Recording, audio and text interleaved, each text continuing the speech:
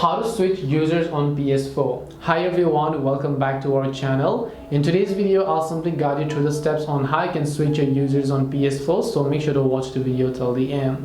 In order to switch users on PS4, let's say you're logged into one specific PSN account and you want to log into another PSN account or maybe another user. It's quite simple. Just make sure you are hovering your icon over this profile tab that you can find here and make sure the profile is selected. Now do not press the OK button. What I want you to do is simply press and hold the PS button that you can find here. Once you press and hold the PS button, right over here you can see friends and you can see power. Inside the power section, here you'll find the option called switch user, and when you select switch user, you'll be taken to another page where you can simply add a new user and you can simply select another users that you might want to log into. In my case, I've added only one. If you do have other ones though, you can go ahead and select them and they will get logged in automatically.